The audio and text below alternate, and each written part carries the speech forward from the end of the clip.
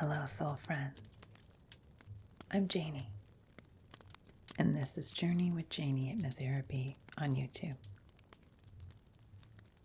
I'd like to read you a little story. You know, we do a lot of inner child work here.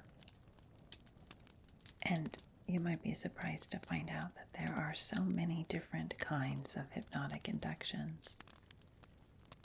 In fact, as a child, you likely experienced your first hypnotic trance while someone was reading a book to you. Perhaps it was a parent or a grandparent or a teacher.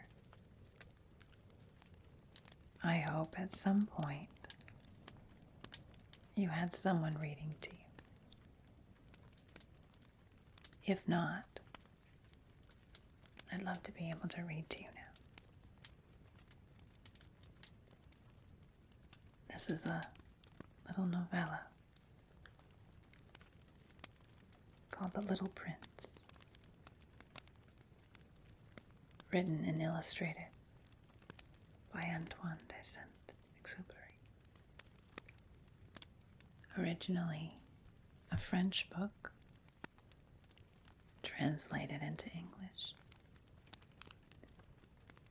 You may know it, you may not.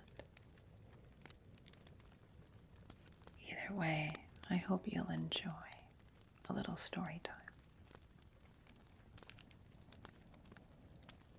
When you listen to a story, one that is being read to you, you go into a very deeply peaceful and relaxed state. And before you know it, you are drifting into hypnosis. Hypnosis is just a little shift in awareness. It can start small. It can sneak up on you. Those are my most favorite types of inductions.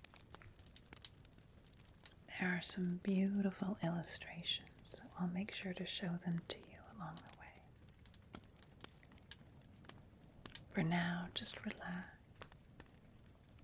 Get into a very comfortable position. And I'll read part 1 now. We'll do a second part next week.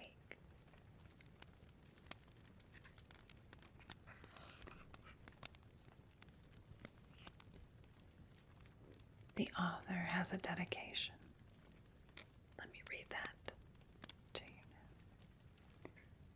He said, "I ask children to forgive me for dedicating this book to a grown-up. I have a serious excuse. This grown-up is the best friend I have in the world. I have another excuse. This grown-up can understand everything, even books for children. I have a third excuse. He lives in France, where he is hungry and cold. He needs to be comforted. If all of these excuses are not enough, then I want to dedicate this book to the child whom this grown-up once was. All grown-ups were children first, but few of them remember it. So I correct my dedication to Leon Worth when he was a little boy.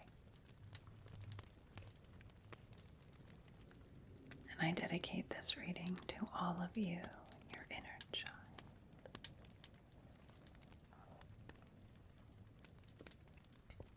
Now that you are in a comfortable position, let us begin. Once when I was 6, I saw a magnificent picture in a book about the jungle. called True Stories. It showed a boa constrictor swallowing a wild beast. Here is a copy of the picture.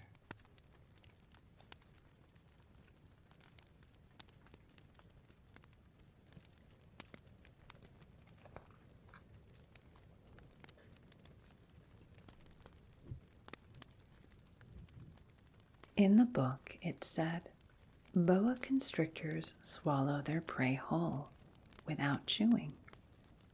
Afterward, they are no longer able to move, and they sleep during the 6 months of their digestion. In those days, I thought a lot about jungle adventures, and eventually managed to make my first drawing using a colored pencil. My drawing number 1 looked like this.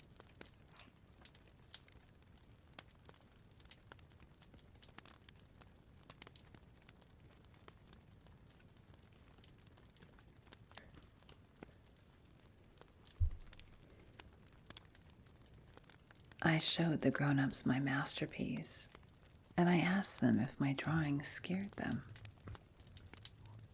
They answered, "Why be scared of a hat?" My drawing was not a picture of a hat. It was a picture of a boa constrictor digesting an elephant.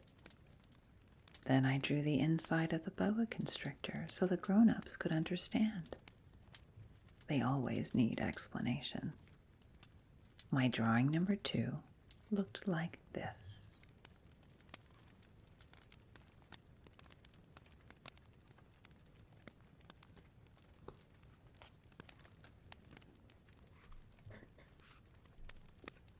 The grown-ups advised me to put away my drawings of boa constrictors, outside or inside, and apply myself instead to geography, history, arithmetic, and grammar.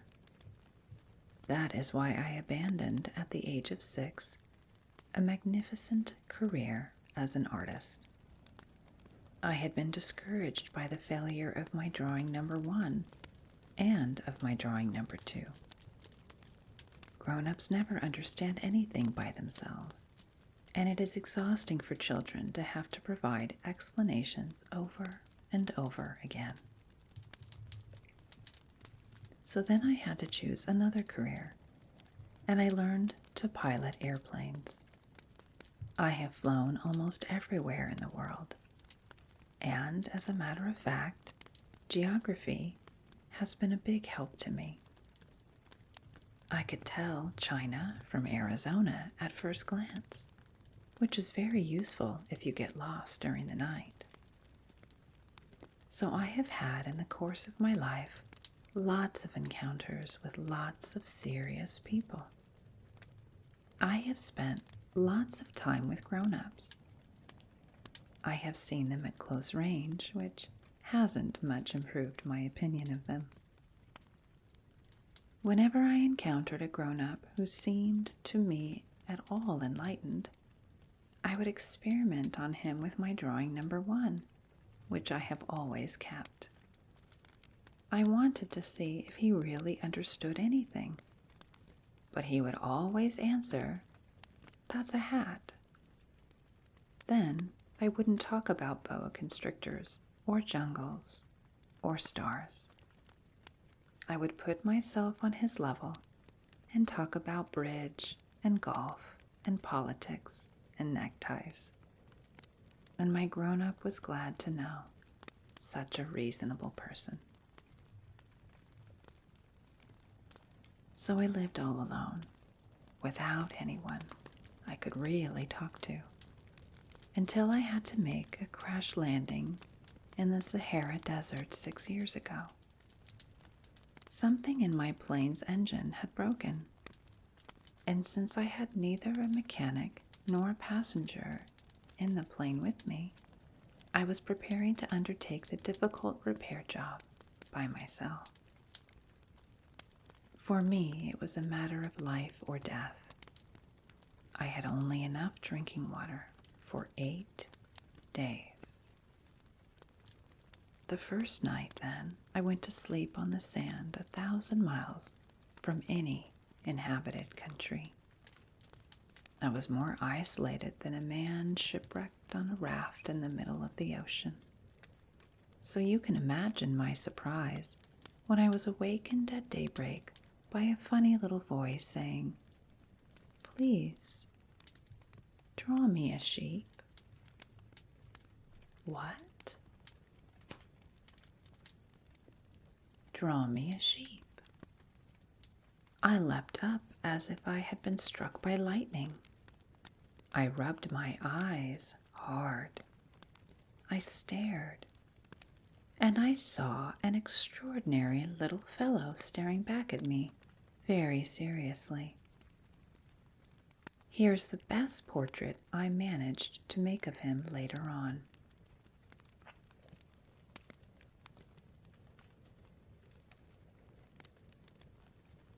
But of course, my drawing is much less attractive than my model. This is not my fault.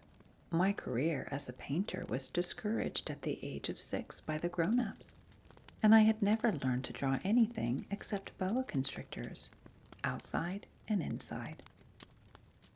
So I stared wide-eyed at this apparition. Don't forget that I was 1,000 miles from any inhabited territory. Yet this little fellow seemed to be neither lost nor dying of exhaustion, or hunger, or thirst, nor did he seem scared to death. There was nothing in his appearance that suggested a child lost in the middle of the desert 1,000 miles from any inhabited territory. When I finally managed to speak, I asked him, "But what are you doing here?" And then he repeated very slowly and very seriously, "Please, draw me a sheep." In the face of an overpowering mystery, you don't dare disobey. Absurd as it seemed, 1,000 miles from all inhabited regions and in danger of death, I took a scrap of paper and a pen out of my pocket. But then I remembered that I had mostly studied geography, history, arithmetic, and grammar. And I told the little fellow, rather crossly, that I didn't know how to draw. He replied, "That doesn't matter. Draw me a sheep." Since I had never drawn a sheep, I made him one of the only 2 drawings I knew how to make, the one of the boa constrictor from outside. And I was astounded to hear the little fellow answer, "No, no, I don't want an elephant inside a boa constrictor. A boa constrictor is very dangerous, and an elephant would get in the way. Where I live, everything is very small. I need a sheep. Draw me a sheep." So then I made a drawing. He looked at it carefully and then said, "No, this one is already quite sick. Make me another." I made another drawing. My friend gave me a kind, indulgent smile. "You can see for yourself, that's not a sheep. It's a ram. It has horns." So I made my third drawing, but it was rejected like the others. "This one's too old. I want a sheep that will live a long time." So then, impatiently, since I was in a hurry to start work on my engine, I scribbled this drawing and added, "This is just the crate. The sheep you want is inside."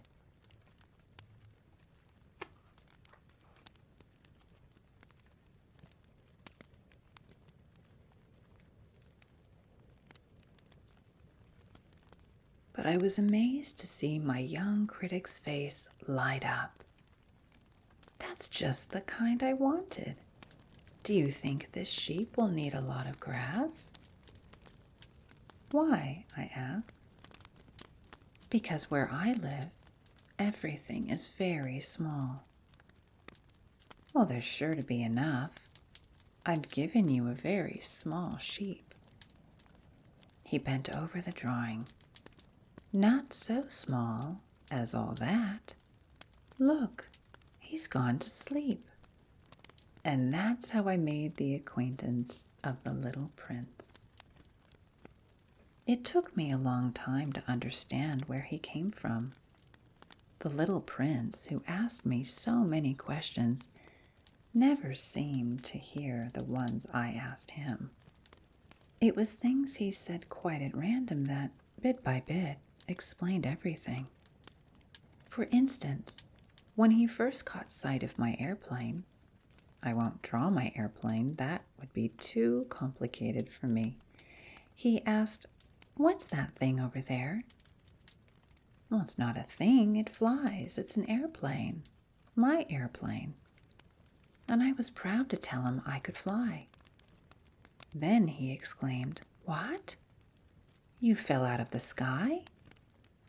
"Yes," I said modestly. "Oh, well, that's funny." And the little prince broke into a lovely peal of laughter, which annoyed me a great deal. I like my misfortunes to be taken seriously. Then he added, "So you fell out of the sky, too. What planet are you from?" That was when I had the first clue to the mystery of his presence, and I questioned him sharply. "Do you come from another planet?" But he made no answer. He shook his head a little, still staring at my airplane. "Of course, that couldn't have brought you from very far." And he fell into a reverie that lasted a long while. Then, taking my sheep out of his pocket, he plunged into contemplation of his treasure.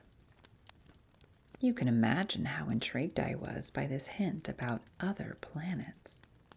I tried to learn more. "Where do you come from, little fellow? Where is this where I live of yours? Where will you be taking my sheep?" After a thoughtful silence, he answered, "The good thing about the crate you've given me is that he can use it for a house after dark." "Well, of course," I said, "and if you're good, I'll give you a rope to tie him up during the day, and a stake to tie him to." This proposition seemed to shock the little prince. "Tie him up? What a funny idea." "Well, yes, but if you don't tie him up, he'll wander off somewhere and get lost." My friend burst out laughing again. "Where could he go?" "Anywhere," I said, "straight ahead." Then the little prince remarked quite seriously, "Even if he did, everything's so small where I live." And he added, perhaps a little sadly, "Straight ahead, you can't go very far." That was how I learned a second very important thing, which was that the planet he came from was hardly bigger than a house. That couldn't surprise me much. I knew very well that except for the huge planets like Earth, Jupiter, Mars, and Venus, which have been given names, there are hundreds of others that are sometimes so small that it's very difficult to see them through a telescope. When an astronomer discovers one of them, he gives it a number instead of a name. For instance, he would call it Asteroid 325. I have serious reasons to believe that the planet the little prince came from is Asteroid B612. This asteroid has been sighted only once by telescope, in 1909, by a Turkish astronomer, who had then made a formal demonstration of his discovery at an international astronomical congress. But no one had believed him on account of the way he was dressed. Grown-ups are like that. Fortunately for the reputation of Asteroid B612, a Turkish dictator ordered his people, on pain of death, to wear European clothes. The astronomer repeated his demonstration in 1920, wearing a very elegant suit, and this time everyone believed him. If I've told you these details about Asteroid B612, and if I've given you its number, it is on account of the grown-ups. Grown-ups like numbers. When you tell them about a new friend, they never ask questions about what really matters. They never ask, what does his voice sound like? What games does he like best? Does he collect butterflies? They ask, how old is he? How many brothers does he have? How much does he weigh? How much money does his father make? Only then do they think they know him. If you tell grown-ups, I saw a beautiful red brick house with geraniums at the windows and doves on the roof, they won't be able to imagine such a house. You have to tell them, I saw a house worth 100,000 francs. Then they exclaim, what a pretty house.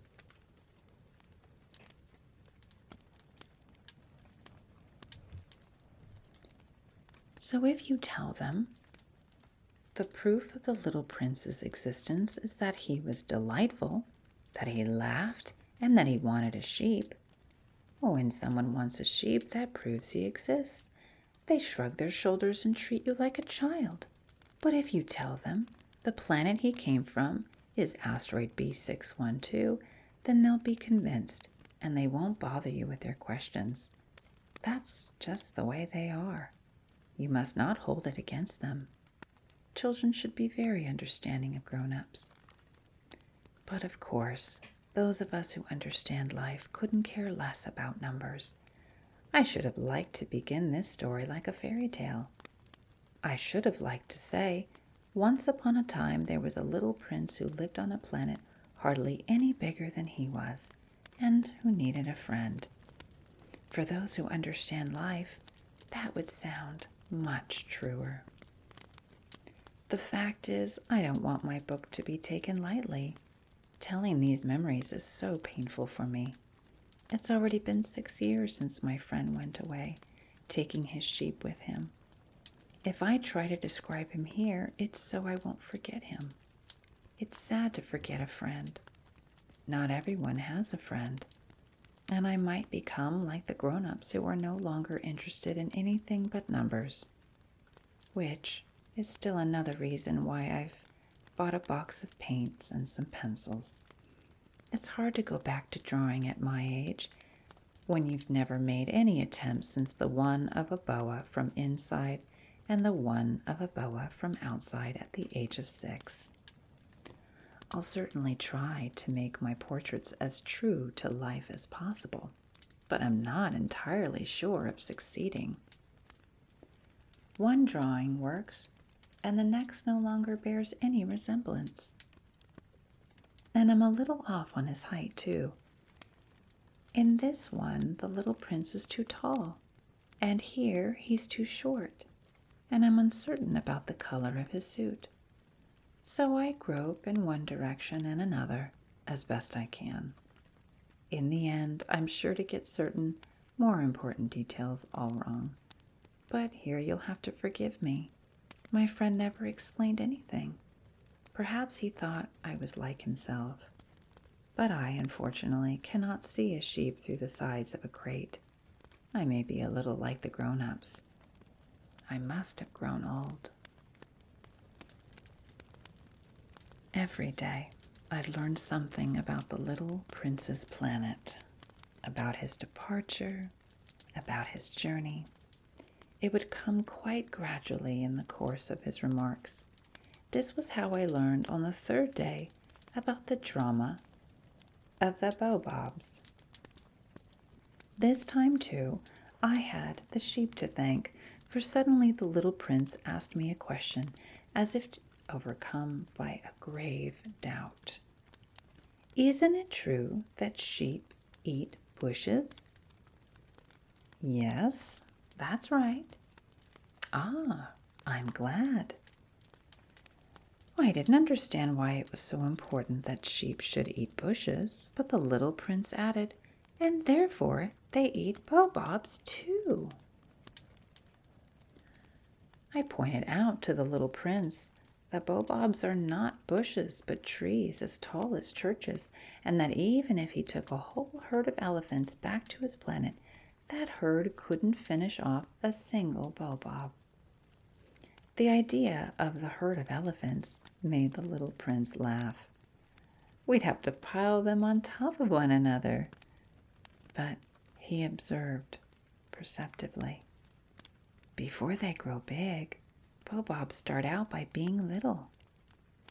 Well, true enough, but why do you want your sheep to eat little baobabs? He answered, oh, come on, you know, as if we were talking about something quite obvious. And I was forced to make a great mental effort to understand this problem all by myself. And, in fact, on the little prince's planet there were, as on all planets, good plants and bad plants. The good plants come from good seeds, and the bad plants from bad seeds. But the seeds are invisible. They sleep in the secrecy of the ground until one of them decides to wake up. Then it stretches and begins to sprout, quite timidly at first. A charming, harmless little twig reaching toward the sun. And it's a radish seed or a rosebush seed. You can let it sprout all it likes. But if it's the seed of a bad plant, you must pull the plant right up away as soon as you can recognize it.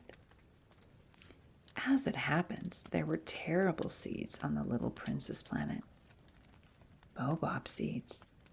The planet's soil was infested with them. Now, if you attend to a baobab too late, you can never get rid of it again. It overgrows the whole planet. Its roots pierce right through. And if the planet is too small, and if there are too many baobabs, they make it burst into pieces. It's a question of discipline, the little prince told me later on. When you finish washing and dressing each morning, you must tend your planet. You must be sure you pull up the baobabs regularly as soon as you can tell them apart from the rose bushes, which they closely resemble when they're very young. It's very tedious work, but very easy.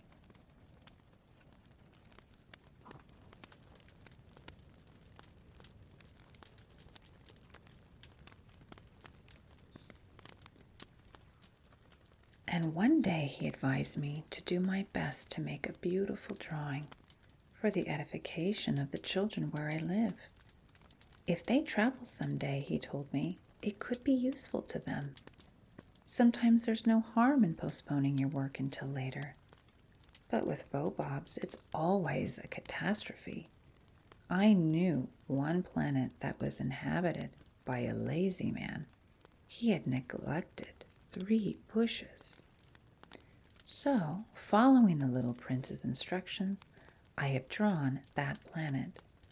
I don't much like assuming the tone of a moralist, but the danger of baobabs is so little recognized, and the risks run by anyone who might get lost on an asteroid are so considerable that for once I am making an exception to my habitual reserve.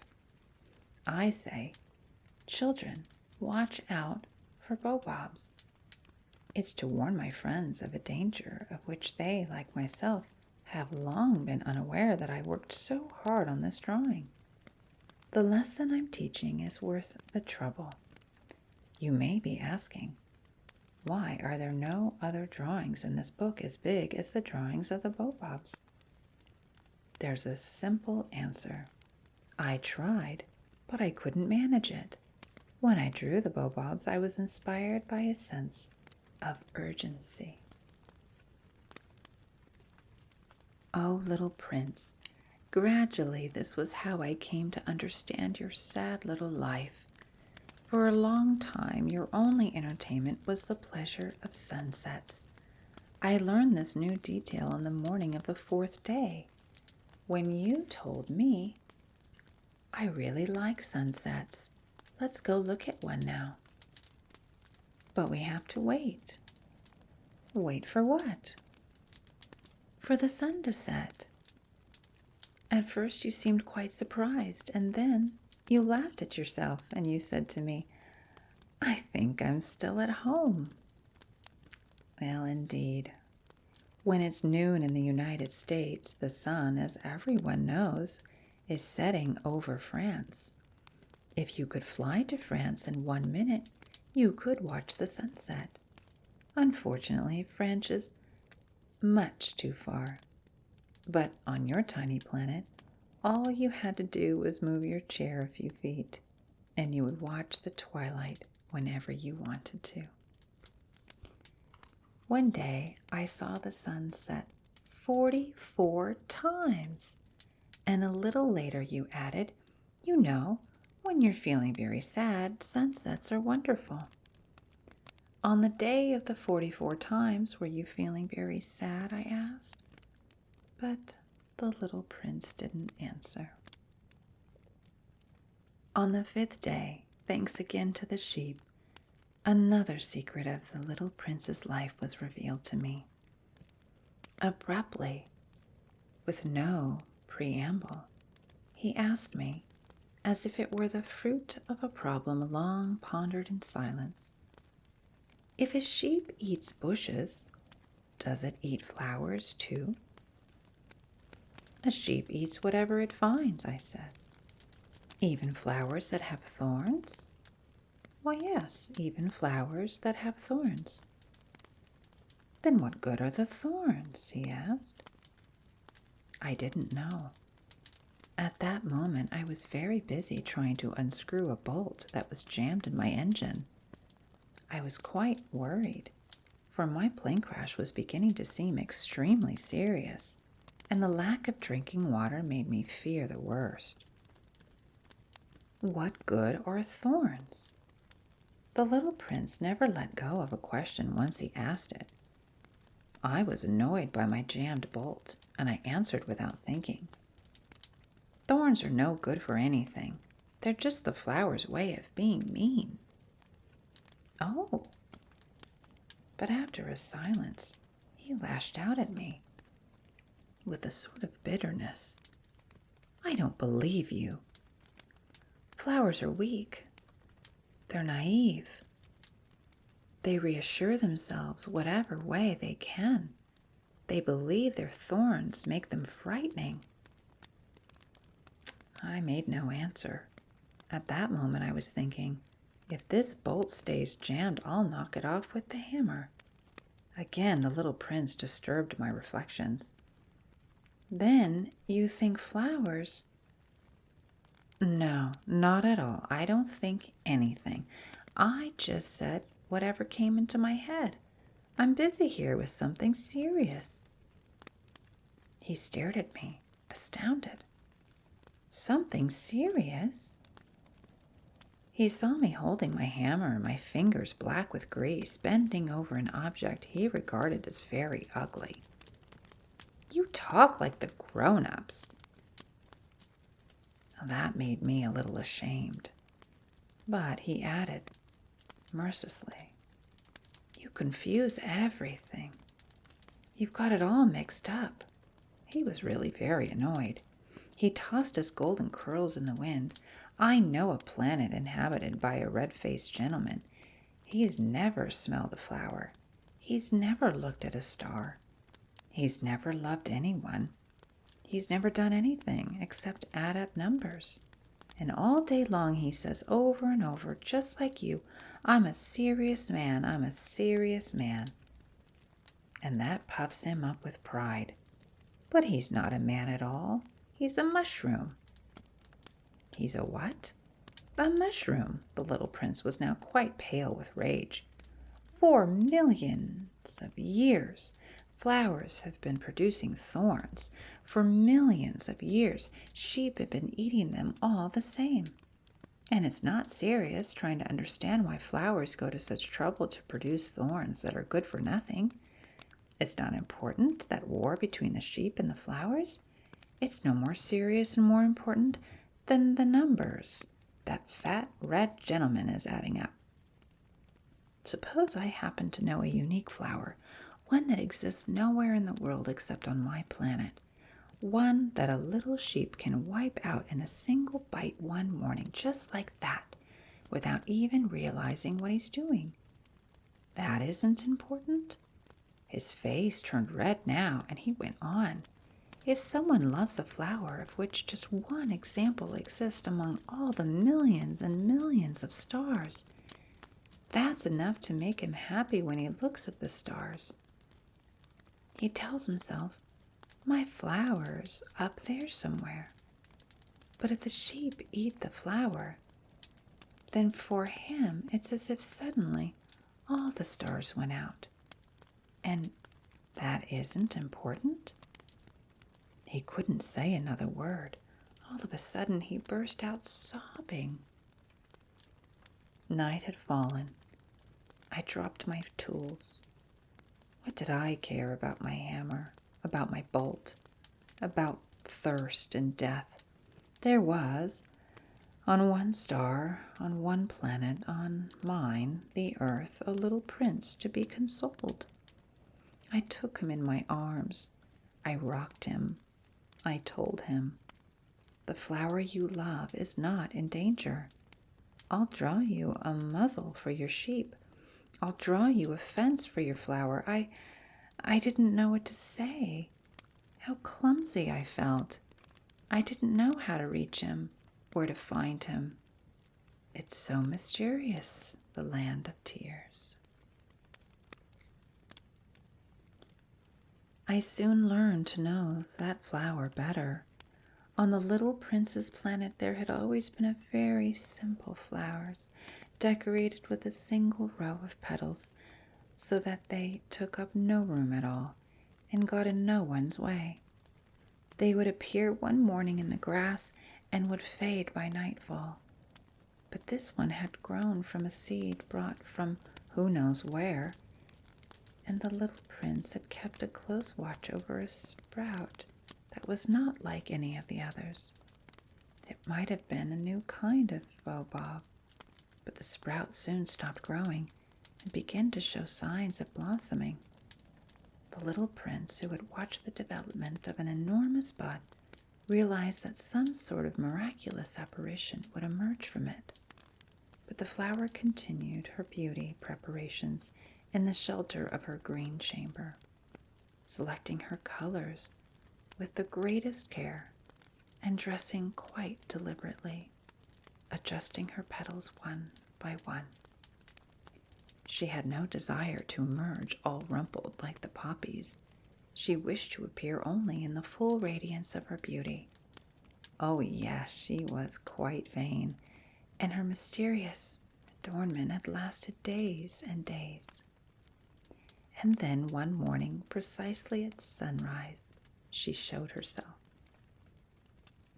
And after having labored so painstakingly, she yawned and said, I'm hardly awake, forgive me.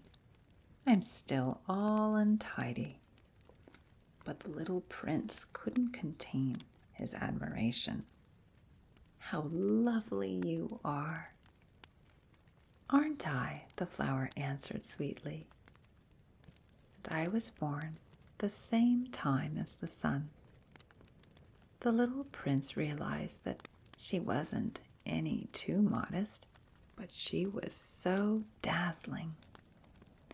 I believe it is breakfast time, she had soon added. Would you be so kind as to tend to me? And the little prince, utterly abashed, having gone to look for a watering can, served the flower.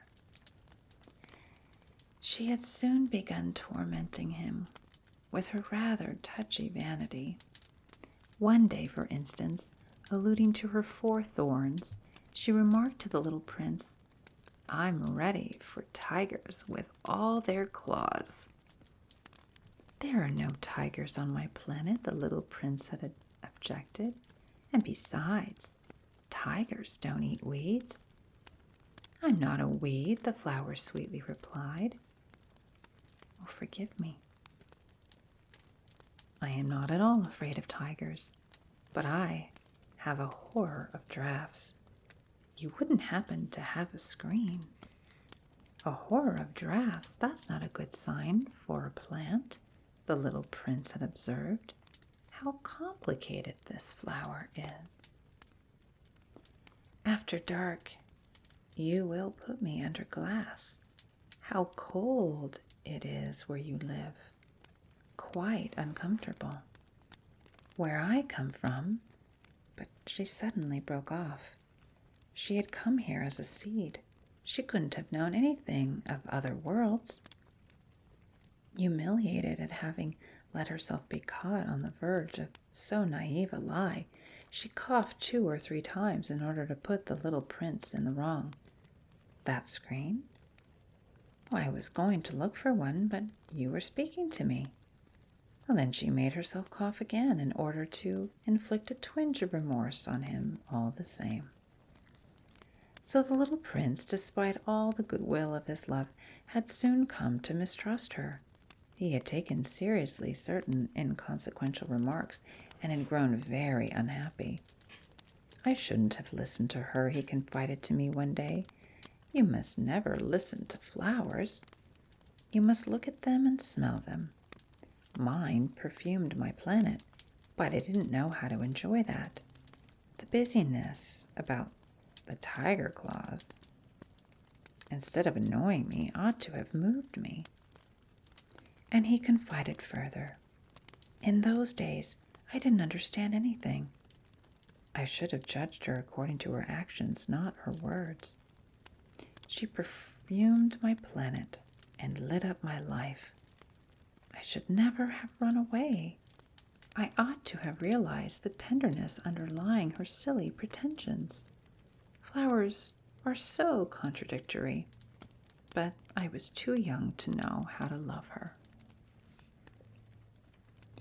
In order to make his escape, I believe he took advantage of a migration of wild birds.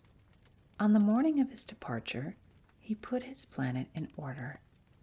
He carefully raked out his active volcanoes. The little prince possessed 2 active volcanoes, which were very convenient for warming his breakfast. He also possessed 1 extinct volcano, but, as he said, you never know. So he raked out the extinct volcano too.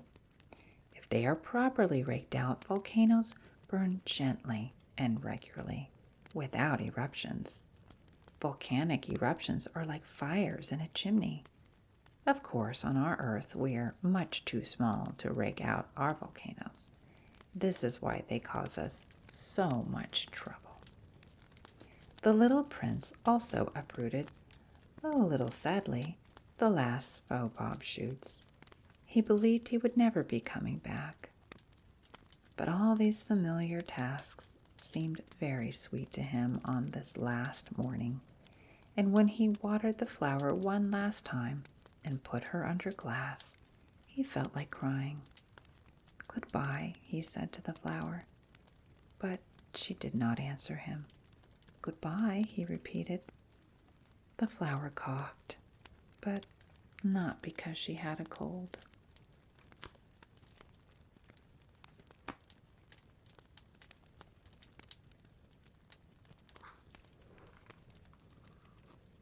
"I've been silly," she told him at last. "I ask your forgiveness. Try to be happy." He was surprised that there were no reproaches. He stood there, quite bewildered, holding the glass bell in midair. He failed to understand this calm sweetness. "Of course I love you," the flower told him. "It was my fault you never knew. It doesn't matter, but you were just as silly as I was. Try to be happy. Put that glass thing down. I don't want it anymore. But the wind. Oh, my cold isn't that bad. The night air will do me good. I'm a flower. Oh, but the animals. I need to put up with 2 or 3 caterpillars if I want to get to know the butterflies. Apparently they're very beautiful. Otherwise, who will visit me? You'll be far away. As for the big animals, I'm not afraid of them. I have my own claws. And she naively showed her 4 thorns. Then she added, Don't hang around like this, it's irritating. You made up your mind to leave, now go. For she didn't want him to see her crying. She was such a proud flower.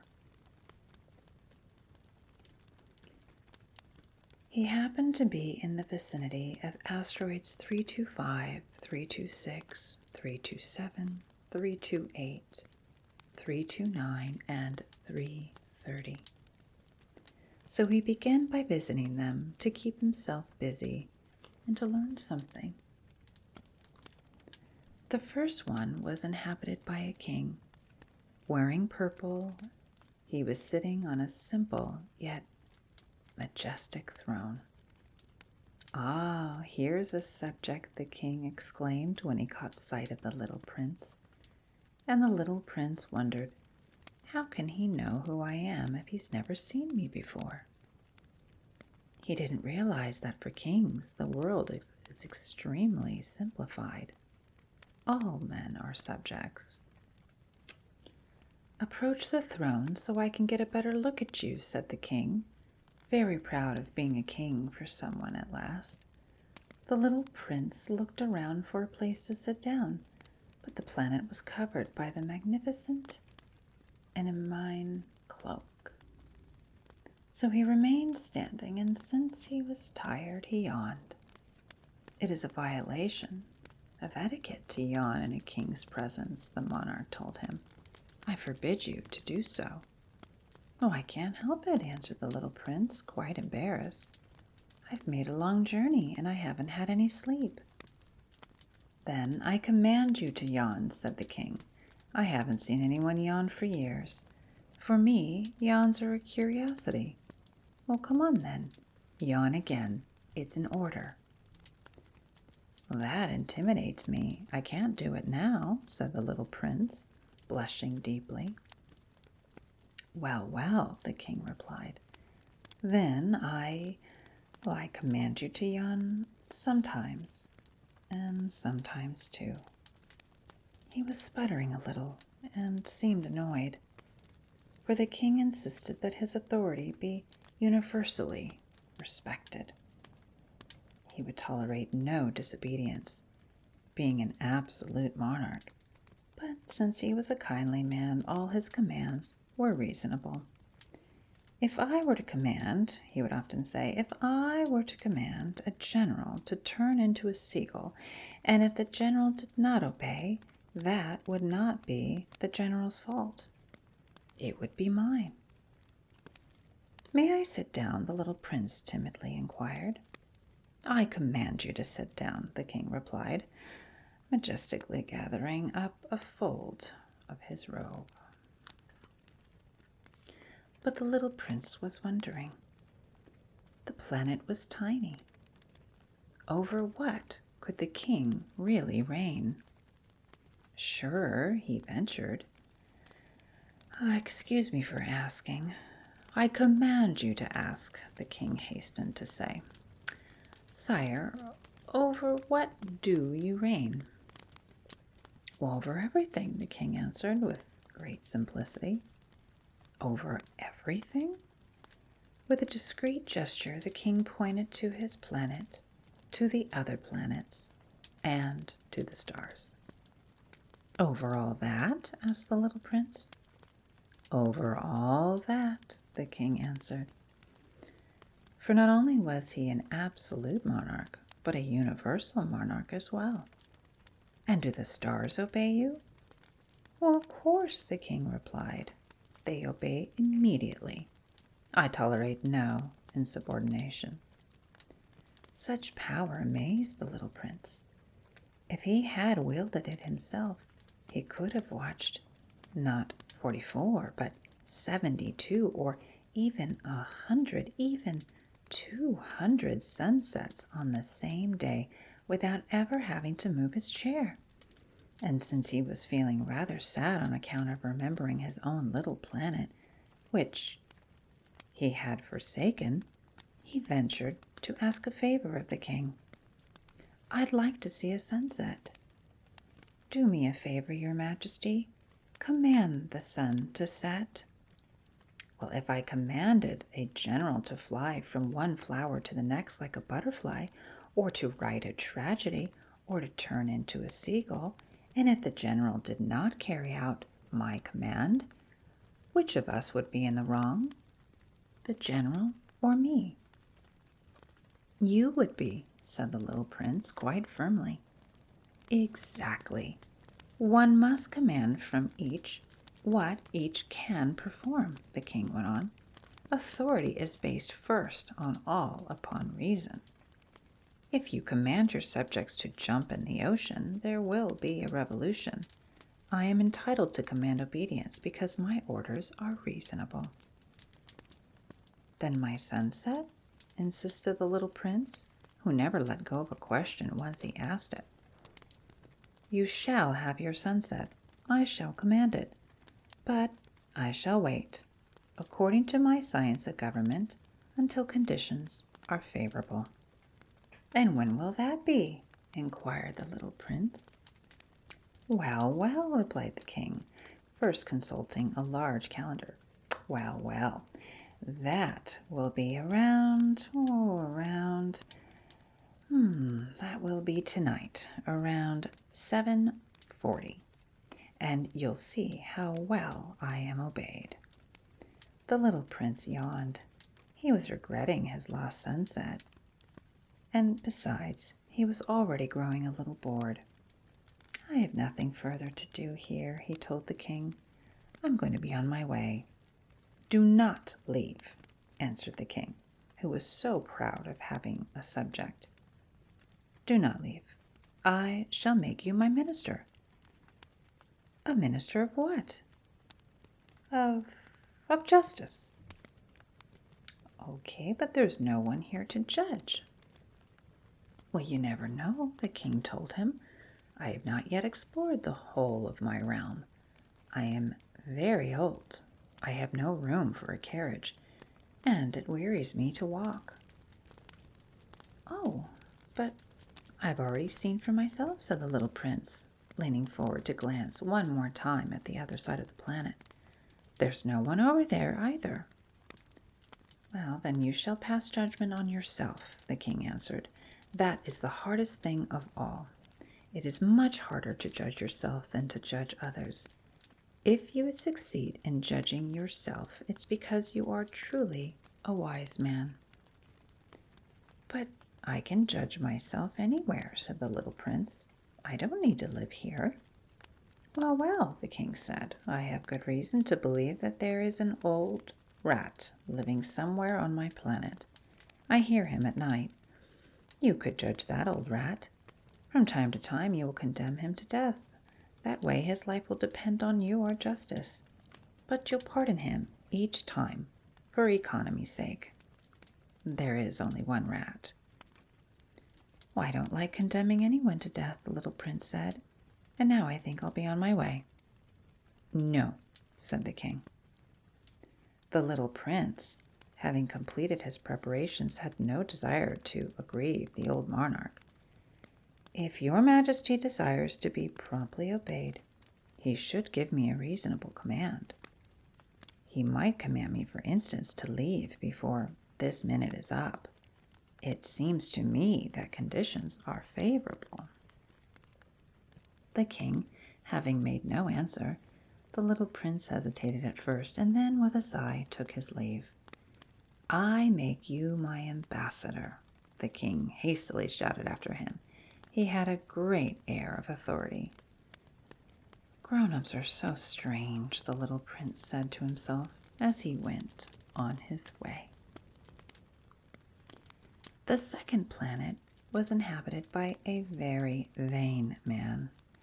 "Ah, visit from an admirer," he exclaimed when he caught sight of the little prince, still at some distance. To vain men, other people are admirers. "Hello," said the little prince. "That's a funny hat you're wearing."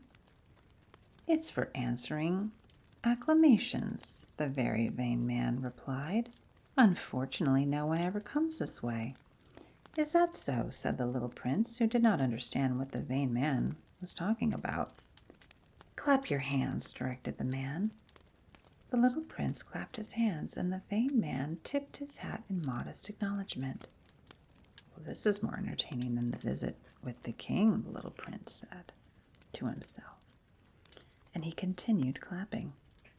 The very vain man continued tipping his hat in acknowledgement. After 5 minutes of this exercise, the little prince tired of the game's monotony. "And what would make the hat fall off?" he asked. But the vain man did not hear him. Vain men never hear anything but praise. "Do you really admire me a great deal?" he asked the little prince. "Well, what does that mean, admire?" "To admire means to acknowledge that I am the handsomest, the best dressed, the richest, and the most intelligent man on the planet." "Well, but you're the only man on your planet." "Okay, do me this favor. Admire me all the same." "Well, I admire you," said the little prince with a little shrug of his shoulders, "but what is there about my admiration that interests you so much?" And the little prince went on his way. "Wow, grown-ups are certainly very strange," he said to himself as he continued on his journey. The next planet was inhabited by a drunkard. This visit was very brief, but it plunged the little prince into a deep depression. "What are you doing there?" he asked the drunkard, who had found sunk in silence before a collection of empty bottles and a collection of full ones. "Drinking," replied the drunkard, with a gloomy expression. "Well, what are you drinking?" the little prince asked.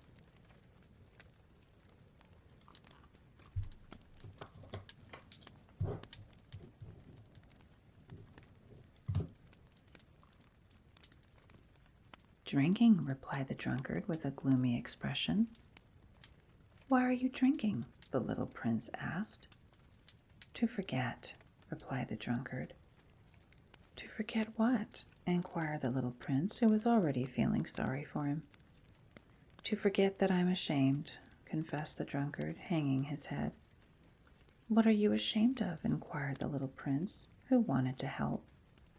"Of drinking," concluded the drunkard, drawing into silence for good. And the little prince went on his way, puzzled. "Grown-ups certainly are very, very strange," he said to himself as he continued on his journey. The fourth planet belonged to a businessman. This person was so busy that he didn't even raise his head when the little prince arrived. "Hello," said the little prince. "Your cigarette's gone out." 3 and 2 make 5, 5 and 7, 12, 12 and 3, 15. Hello. 15 and 7, 22, 22 and 6, 28. No time to light it again. 26 and 5, 31. Oof, that amounts to 501,622,731. 500 million, what? You're still there? 501 million. Oh, I don't remember. I have so much work to do. I'm a serious man. I can't be bothered with trifles. 2 and 5, 7. 501 million, what? Repeated the little prince, who had never in his life let go of a question once he had asked it. The businessman raised his head. For the 54 years I've inhabited this planet, I've been interrupted only 3 times. The first time was 22 years ago, when I was interrupted by a beetle that had fallen onto my desk from God knows where. It made a terrible noise, and I made 4 mistakes in my calculations. The second time was 11 years ago, when I was interrupted by a fit of rheumatism. I don't get enough exercise. I haven't time to take strolls. I'm a serious person. And the third time is right now. Now, where was I? 501 million. Million what? The businessman realized he had no hope of being left in peace. Oh, of those little things you sometimes see in the sky. Flies? No, the little shiny things. Bees? No, those little golden things that make lazy people daydream. Now, I'm a serious person. I have no time for daydreaming. Oh, you mean the stars? Yes, that's it, stars. And what do you do with 500 million stars? 501,622,731. I'm a serious person, and I'm accurate. And what do you do with those stars? What do I do with them? Yes, nothing. I own them. You own the stars? Yes. But I've already seen a king who... Oh, kings don't own. They reign over. It's quite different. And what good does owning the stars do you? It does me the good of being rich. And what good does it do you to be rich? It lets me buy other stars if somebody discovers them. The little prince said to himself, "This man argues a little like my drunkard." Nevertheless, he asked more questions.